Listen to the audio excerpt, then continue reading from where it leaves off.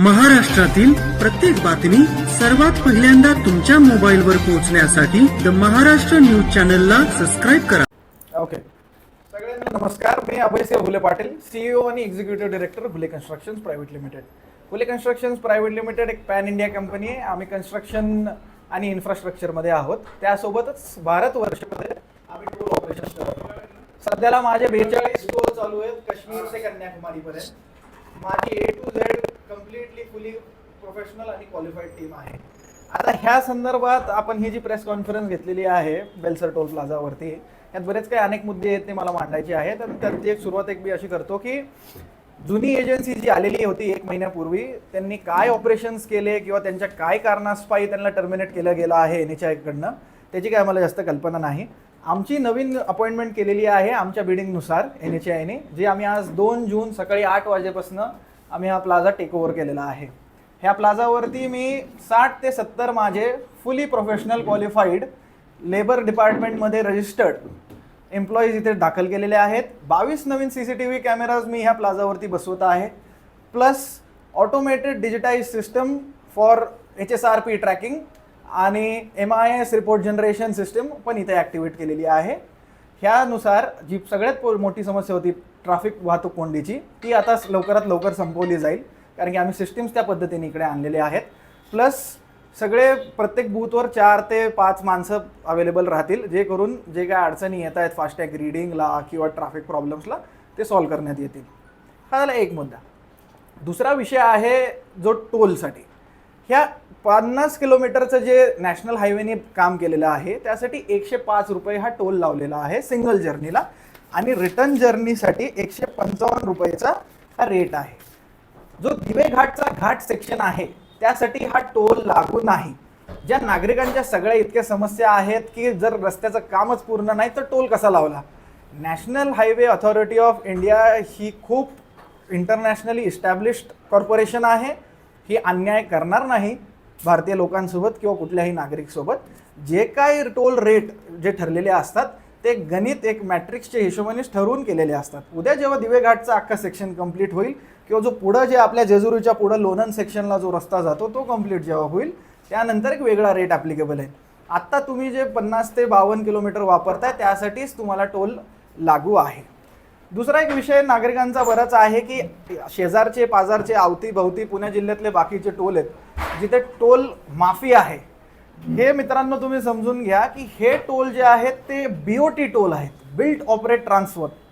हे कॉर्पोरेट कंपनीजनी पदरच्या स्वतःच्या पैशाने टोल बांधून त्यांचे 25 ते 30 वर्षाचे कॉन्ट्रॅक्ट असल्यामुळे तो वसुलीचा पिरियड आणि वसुलीची सिस्टीम त्यांची वेगळी आहे. हा जो बेलसर फी प्लाझा आहे हा नॅशनल हायवे ऑथॉरिटी ऑफ इंडियाने पब्लिक फंड्सनी बांधलेला आहे, आणि इथे जी एजन्सी आहे ती फक्त एक इंटरमिडिएटरी कॉर्पोरेशन म्हणून अपॉइंट केलेली आहे. सो त्यामुळे इथे हे टोल आणि फीजचा जो सिस्टम आहे तो लागू केला आहे. बाकी 2 जे मुद्दे आहेत त्यात जे लोकलचे नागरिक आहेत 20 किलोमीटर ह्या टोलच्या जंक्शनपासून जिथे कुठे तुमचं घर असेल किंवा तुमचे RC कार्ड असेल किंवा त्या संदर्भात तुमचं जे पिन पॉईंट असेल त्या 20 किलोमीटरच्या अंतर्गत तुम्हाला फक्त 12 रुपये प्रतिदिनचा एक लोकल बेनिफिट पास हा भेटला जाईल. आणि जरी आपण त्याचं कॅल्क्युलेशन केलं, जे जेजुरी ते सासवडचं जे अंतर आहे 5 ते 6 किलोमीटर, आता बरेच काही नागरिक आहेत माझे मित्र आहेत ह्या परिसरातले, ते पण मला म्हणतात की 7-8 वेळा आपण पुढे मागे येतो आणि इतका टोल देण्यात काय आपल्याला हे योग्य नाही. तर ते सुद्धा जे तुमच्या दिवसाच्या 7-8 ट्रिप आहेत ते फक्त 12 रुपये हे फक्त एक चहाची किंमत किंवा तुम्ही आपल्या मना किंवा मित्राला पाणी बॉटल देणे किंवा आपला एक डे टू डे मधला एक बेसिक खर्च आहे. आणि आम्ही ह्यात आदरणीय पंतप्रधान मोदीजी आणि आदरणीय नितीन गडकरी साहेबांचा 100% समर्थन करतो की देशाच्या विकासासाठी जेव्हा काही फॅसिलिटीज बांधले जातात त्याचा एक छोटासा आपण ॲज अ नागरिक म्हणून एक त्याचा छोटासा एक फीस हे एक देशाला पण ते झालं पाहिजे. त्यामुळे जेव्हा देश आपला पुढं जाणार आणि चालणार. बाकी जे बाहेरचे नागरिक आहेत पुणे शहरा जिल्ह्यातले किंवा पुणे शहरातले किंवा इतर जिल्ह्यातले, त्यांच्यासाठी ॲन्युअल पासची सुविधा आहे. ही 3075 रुपयेची वार्षिक ॲन्युअल पास सुविधा आहे जी 200 ट्रिपसाठी लागू आहे, जी फक्त 15 ते 15.5 रुपये पर ट्रिप पडते.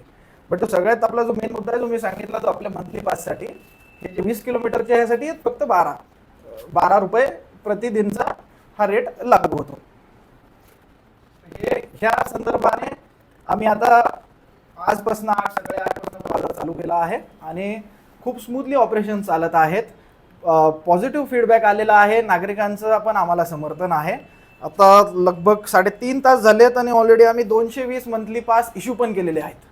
तर स्थानिक शेतकऱ्यांचे म्हणजे जमिनी भूसंपादन झालेले आहेत, तर त्यांची अशी मागणी की आम्ही आमच्या जमिनी आमच्या गेल्या तर आम्ही टोल का पाडायचा, आम्ही जमिनी दिल्या सरकारला तर त्याचा आम्ही टोल का पाडायचा. तर आम्हाला संघर्ष पाहायला मिळाला खूप संघर्ष पाहायला मिळत आहे याबाबत.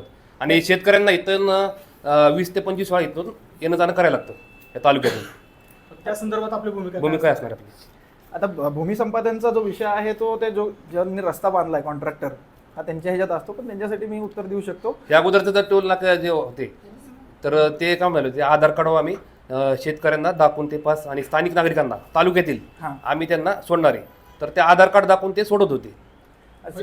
जी आधीची एजन्सी होती, हो, आधीची एजन्सी कशी ऑपरेट करत होती, त्यांचे काय प्रोटोकॉल होते किंवा काय ड्यू डिलिजन्स होता त्याबाबत त्याबद्दल बराच मी संघर्ष झाला होता. मी माहिती नाही देऊ शकत, पण मी जे आमची कंपनी करू शकते हे सांगतो. आमची कंपनी पॅन इंडिया कंपनी आहे. आम्ही सगळे ड्यू डिलिजन्स प्रोटोकॉलनेच पालन करणारे आहेत आणि त्या हिशोबाने जो सरकारी नियम आहे मंथली पासचा तोच 20 किलोमीटरचा. आणि जे नागरिकांचा विषय आहे की ज्यांची जागा गेलेली आहे, मी सुद्धा शेतकरी घरातलाच आहे, माझे वडील अजून सुद्धा म्हणजे आम्ही अजून सुद्धा चांगली शेती करतो जरी कॉन्ट्रॅक्टिंगमध्ये असो तरी. तर ती जी जागा गेलेली आहे त्याचं भूसंपादन त्या व्यक्तीला भेटलेलं आहे, जी किंमत जी आहे ती. आणि सरकार असा अन्याय करणार नाही की चुकीचा दर दिलेला जाईल. आता पुरंदर एअरपोर्टचं बी आहे, त्या संदर्भात बी योग्य जे रेट आहेत त्या हिशोबाने केलेला आहे. सो हा जो विषय हा डे टू डे प्रवासाचा आहे, तर त्यासाठी जे लोकल नागरिक आहेत माझे त्यांना विनंती आहे की आपणच तो 12 रुपये पर डेचा तो पास घेणे, ज्या करून मग तुम्ही अनलिमिटेड ट्रिप्स करू शकता. 25 काय 30 ट्रिपा करा. त्या ट्रिपला काय बंधन घालून दिलेले आहेत ना, तो 22-28 दिवस. नाही असं काही नाही. ऐका ना सर, 12 रुपये सांगितलं पर डे, बरोबर आहे? हा.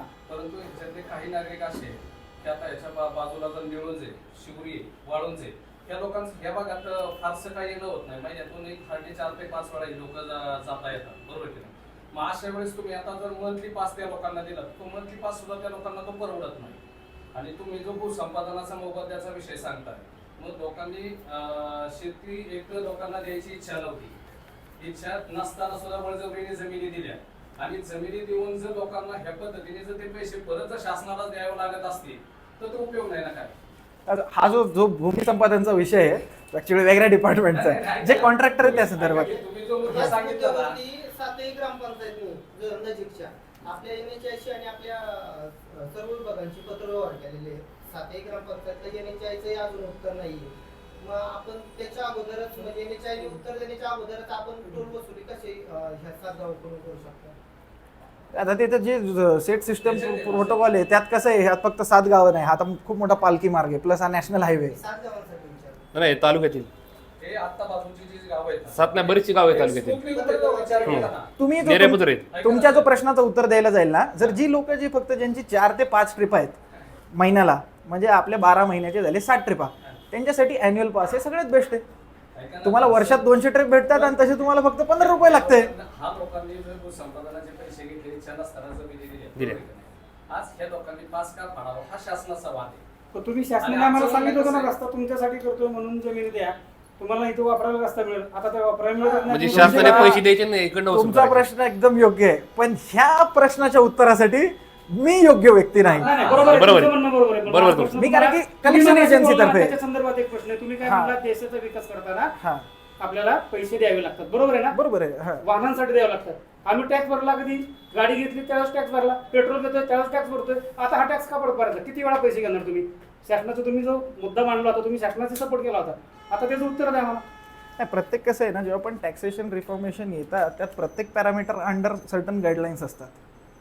हा जो आहे हा मॉर्चचा टॅक्स झाला, तुम्ही जो तो भरताय तो ऑटोमोबाईल इंडस्ट्रीचा टॅक्स झाला. त्याला कॅटेगरी रोड टॅक्स. तुम्ही गाडी घेतली त्यावेळेस सुद्धा तुम्ही रोड टॅक्स भरले. हो, मी 100% सुद्धा road tax भरला. तुम्ही 100% चुकीचं नका सांगू. त्या गाडीच्या खरेदी केल्यावरती मला तिला रस्त्यावर वागणूक करायला तो टॅक्स भरलेला आहे मी, बरोबर? वागणूक जो करायला आपला 20 ते 22% वापरायचा. आणि हा रस्त्याचा वापर करण्यासाठी मी जो आहे तो आणि वरनं बी रोड टोल. पेट्रोल भरतो त्यावेळेस पण टॅक्स भरलेला आहे. तुम्ही हे त्याच्यात शासनाचं आहे ना सर, ऐका ना, एक स्मूथली आमचं पण स्पष्ट म्हणणं आहे की टोल नाका व्यवस्थित चालला पाहिजे, टोल नाक्यावरती वाद नाही झाले पाहिजे, 100%. प्रत्येक निर्विघ्नपणे पार पाडला पाहिजे. तुम्ही कुठेतरी एक सकारात्मक ज्या पद्धतीने त्या पद्धतीने स्मूथली तुम्ही निर्णय घ्यावा, स्थानिकांच्यासाठी हा निर्णय घ्यावा.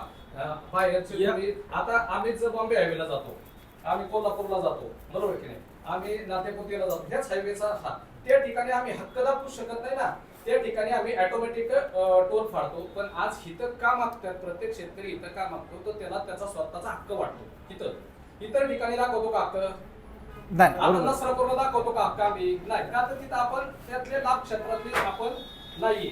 आम्ही सगळेजण जर इथं लाभ क्षेत्रातले जर असतील काय, तर त्या ठिकाणी तुम्ही त्या ठिकाणी ते एजन्सीनी, नसरापूरच्या बाबतीत सुद्धा ते एजन्सीनी तो निर्णय घेतलाय. तुम्ही जर म्हणताल हा नॅशनल हायवेचा निर्णय, तर नॅशनल हायवेच्या निर्णयामध्ये तुम्ही सांगताय तेच आहे, हे मान्य. पण आपल्याला जर स्मूथली पुढे चालायचं असेल, आपल्याला जर निर्विकारपणे जर पुढे चालायचं असेल, तर तुम्हाला हा निर्णय घ्यावा लागेल, असं आमच्या सगळ्यांची विनंती तुम्हाला. आज आम्ही मी तुमच्या निर्णयाशी 100% सहमत आहे. जर माझ्याकडे एजन्सी जर इतके अधिकार असले असते ना, तर ते आपण लोकांना तेवढं ते पण केलं असतं. पण मी जे कॉन्ट्रॅक्च्युअल बाइंडिंग मध्ये आहे नॅशनल हायवे सोबत, त्यामुळे मी पण नॅशनल हायवे सोबत बंद करणे आणि त्यांनी दिलेले नियम मला पालन करणं हे करणे. निर्णय घेतला पाहिजे. आज आम्ही सगळे मागे कॉन्ट्रॅक्टरने निर्णय घेतला होता, त्या पद्धतीने तुम्ही पण तो निर्णय आता घ्यावा. मला नाही, त्यांच्या त्या चुकीच्या वागणुकीमुळे त्यांना टर्मिनेट केलेलं आहे. मी नाही म्हणत आहे की ते पास किंवा लोकांना सोडण्याबद्दल, त्यांची जी मॅनपॉवरची चालवायची सिस्टम, मी बघा, मी त्यांच्याबद्दल काहीच उत्तर देणार नाही. यापूर्वी जे तुमची एजन्सी होती त्या एजन्सीला आणि नॅशनल हायवेला मी पत्रव्यवहार केलेले. ते पत्रव्यवहाराचं अजूनपर्यंत उत्तर आलेलं नाही. NHI आम्हाला बैठक लावतो असं सांगितलं होतं स्थानिक पासधारकांच्या संदर्भामध्ये. त्याचं जर उत्तरच अजूनपर्यंत किंवा त्यांनी बैठकच NHI लावली नाही, तोपर्यंत सवलत द्यायला सांगितली होती. ती सवलत तुम्ही फॉलो करणार आहे का?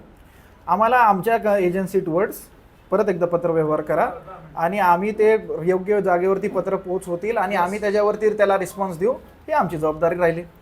म्हणजे आम्ही तुम्हाला पुन्हा एकदा पत्रव्यवहार करावं लागेल आमच्या सगळ्या. आता ती जुनी एजन्सी होती ती निघून गेली, त्यांना टर्मिनेट केलं किंवा व्हॉट एव्हर जे झालंय ते.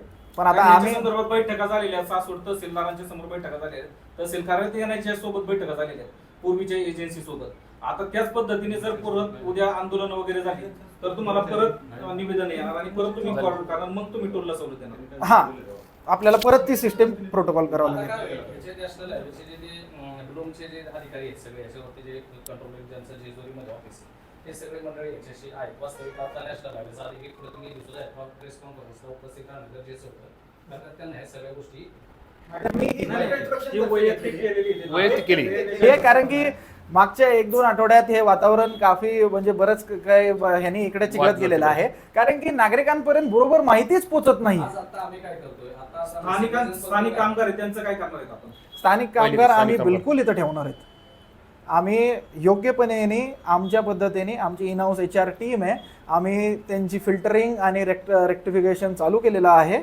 आम्ही जितके जास्त स्थानिक लोक ठेवू शकतो तितके आम्ही ठेवणार आहेत. आज मला सकाळी प्लाझा चालू करायचा होता म्हणून माझी जितकी वर्कफोर्स होती मी सगळी आणलेली आहे.